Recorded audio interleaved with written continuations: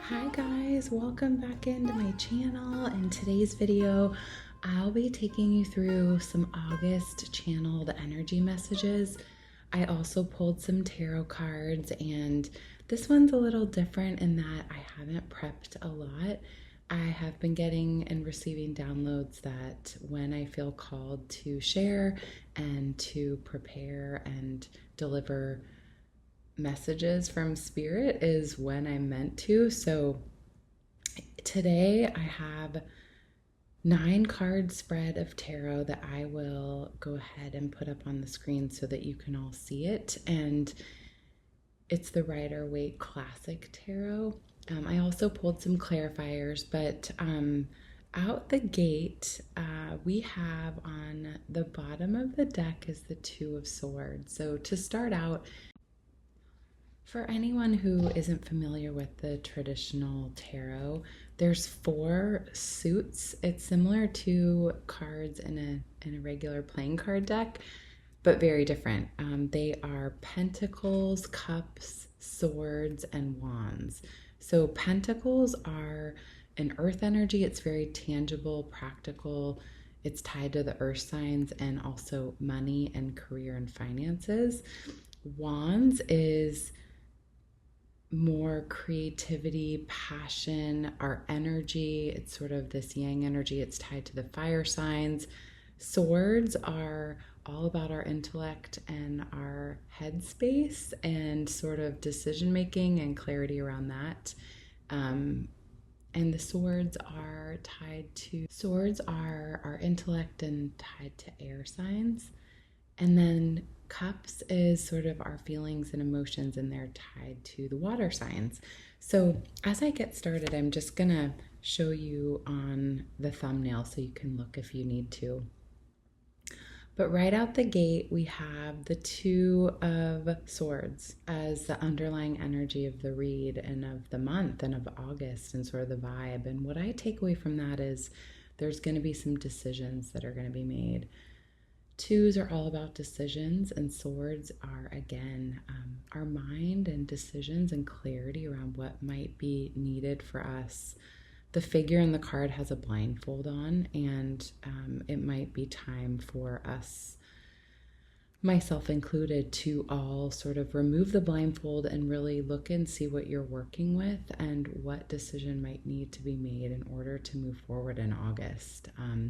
This could be something small, it might be just something as little as, being more conscious about your diet or exercise and movement.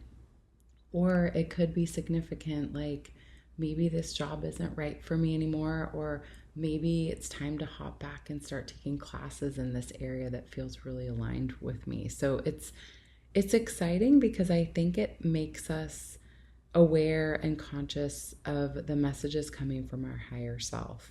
So let's dive into the spread. The first 3 cards we have, and again, it's a 9-card spread, is the Tower, the 5 of Wands, and the 6 of Wands. So anytime we go from like a graduating number from 5 to 6, that is amazing.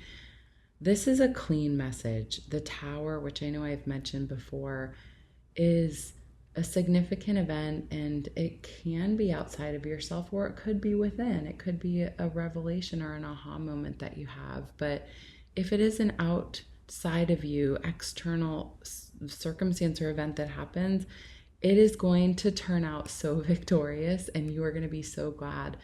The Tower sometimes comes out of the blue. It's usually a shock or surprise. And I think that in order for our foundation to sort of grow and to begin again, we have to burn down, so to speak, the old structures and ways of being and all of the pieces of ourselves that no longer need to exist. So this is something that's really great because you have the Tower, then you move to the 5 of Wands, and the 6 of Wands is the victory card. That is like being in the limelight, having eyes on you for being victorious, sort of like it's a figure on a horse and you've sort of made it. And so I think there's going to be something that you're feeling really excited about. And the fact that it was the Five of Wands to the Six, the Five of Wands is a lot of like chaos and conflict, but in this, I think it really comes from yourself, probably on making a choice, maybe on the way that you've been living your life or something that you want to change. But I certainly love this as we start out the read, because I just feel like the Tower and then showing the ending card of that row to be this victory is something that's going to make you really happy. Moving on to the second, we have the Chariot, the Page of Wands, and the Ten of Wands. And so again, you have this like repeating cycle of the wands. And the Chariot is a major arcana card, and so is the Tower. Those are cards that carry a little more weight, and they're a little bit more expansive and powerful. And the Chariot is like what it sounds like. It's like the Chariot, you are on your way and you're moving forward. It is, you're no longer stagnant. You're no longer stuck. You're literally driving ahead and in a very steadfast manner. And the Page of Wands in the center of your read is messages coming through and initiations. I'm getting the feeling here of contracts, creative projects, things that will delight you, and you may be getting a lot of them. There may be, pages can be a little bit of an immature energy. There's a more youthful feel. They're not a king or a court card, so they're a little bit less dialed. And what I mean by that is consciously. So you may have a lot of things coming at you in certain areas of your life, and maybe it's even invitations and things to do with friends. And you will know which ones to discern are right for you. But you have the Ten of Wands at the end of this row, and that is precisely putting down the burdens of what you no longer need to carry. And I know that seems like a recurring message. I can't make it up, but it's true. And I think, again, this is such great energy, this second row. It's like the Chariot. You are moving forward and leaving behind, like literally physically leaving. I don't know if some of you are moving or just moving on from, circumstances, relationships, jobs, homes, whatever it is. But there's a piece of you that is so ready for change and so ripe for the new that you're just like, I'm leaving all this behind and it no longer has a place for me. I think often you get to this place. I know I have recently too, just having been in this freelance job market and interviewing. If there's something that you're just so ready for, you can taste it. This is the Ten of Wands. It's like you're at the end of a cycle. It's a 10 card. So that means you've gone through all of the other periods of the wands, which is creativity and movement and passion and putting yourself out there. It's a very fiery energy. And this is literally like tucking it away and being like, okay, I'm moving on. And I think this is part of ourselves that sometimes we have to just let go of to allow the new part to be born. And I love that. I love that for all of us. Okay, I'm going to continue. The third row and final row, we have the Four of Swords, the Ace of Swords. I love it. You guys are getting all these repeating suits, and I think it's really powerful. The Four of Swords, the Ace of Swords, and then you end with the King of Wands, which is so great. So the Four of Swords is all about healing. It's about rest and rejuvenation and recovery, which we are in Mercury retrograde starting the beginning of August. So this is the perfect time for you to rest. It is time for you to review and, reevaluate things in your life, maybe different things in terms of the way your daily experiences are, how you're carrying yourself through the world. What are you doing when you wake up in the morning? Are you allowing yourself enough time to just breathe or reflect, or do you have enough time to just do nothing? I think sometimes our culture here is really tough. We're all such producers, and there's times, and right now, the energy is urging you to relax and rest, like literally lay down, kick your feet up, read a book, go out into nature and just be, and don't have a time or place where you have to leave like right away. Try to give yourself a little bit of breathing room. I'm really feeling that for myself too. I've been on a conveyor belt that's been really great and such good movement, but we have to have time where we don't do anything and just let your body be. Next to the Four of Swords is the Ace of Swords, and the Ace of Swords is speaking our truth. It is clarity. It is really sort of executing and being the way that you want to be in your life and speaking your truth and actually walking that truth and living that truth and being and embodying that truth. Aces are all about new beginnings and they're a fresh start. So you may have a really impactful conversation, a moment of clarity where you actually have a moment of truth, maybe with, someone important to you. It could be in any shape or form. It could be a loved one or a boss or someone at your nearby community center, like something that changes your course. It can be something that words that are needed, and we talk about words a lot on this channel, that they're so powerful and they really do shape us. So be mindful of any conversations that come up and how you show up in them, and also to remember that our words do carry weight. So it's also a signal just to be mindful of the way that you are delivering your thoughts or your words, and just being sensitive to those that you are in company with.